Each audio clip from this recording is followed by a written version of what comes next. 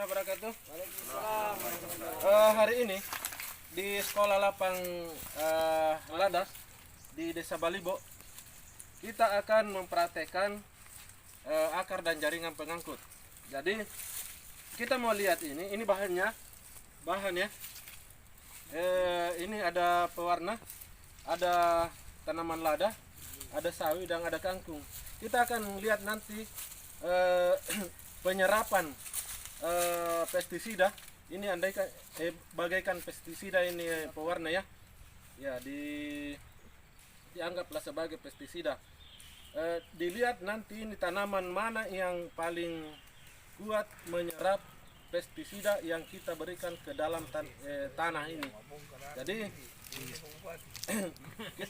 kita akan mengamati sekitar 1 jam. Baru kita akan lihat residu pestisida yang ada di dalam tanaman ini. Jadi ini sekitar 40 menit lagi ke depan kita akan lihat. Oke? Jangan lupa di like ya, subscribe, di komen dan di share supaya lebih banyak orang yang tahu bagaimana residu pestisida pada tanaman yang kita konsumsi masuk ke dalam tubuh. Ya.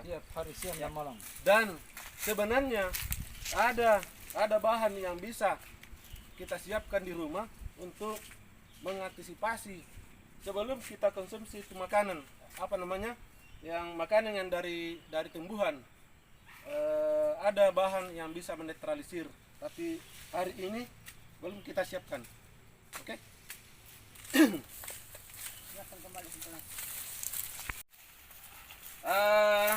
Pemirsa, kita akan lihat bagaimana reaksi daripada pestisida yang kita sudah siapkan ini dan bahannya dicelupkan ke bawah. Nah, kita akan amati apakah betul terjadi penyerapan oleh tanaman yang kita jadikan sebagai sampel ini. Coba kita lihat, Pak. Ini warnanya, kasih mainnya. Nah, warnanya sampai ke ujung ini merah. Ya, bagaimana Pak? Kita lihat dulu. Betul, kita pegang baik. Apakah betul masuk?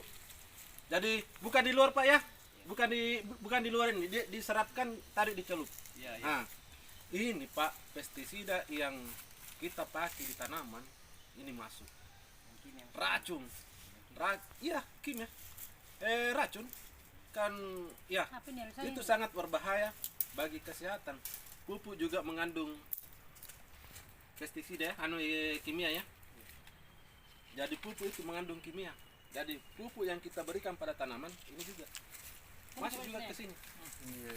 Nah, racun yang kita berikan misalnya racun herbisida, dia juga terserap. Nah, racun hama, pestisida hama atau insektisida, dia juga masuk. Apalagi yang sistemik. Tidak sistemik saja, ini kan kontak ini. Dia satu warna, tapi dia masuk. Coba. Jadi hati-hati Ki, terlalu banyak menggunakan pestisida. Bukan saya bukan mengharamkan namanya pestisida ya, bukan melarang untuk bapak-bapak pakai pestisida, tetapi kita harus usahakan mengurangi, harus punya perhitungan karena banyak sekarang yang sudah organik. Jadi kita kembali ke organik. Kompos banyak, ini pupuk di alam ini banyak, pestisida nabati banyak bahannya, bisa kita bikin ya. Jadi ini mohon maaf bagi yang nonton nanti ini yang pengusaha pestisida atau formulator pestisida, jangan kita tersinggung karena ini hanya ilmu yang saya berikan kepada peserta ini untuk mengetahui sampai sejauh mana tanaman ini menyerap pestisida yang kita berikan pada tanaman.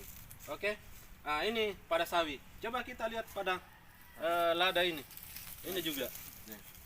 Nah, kalau kita lebih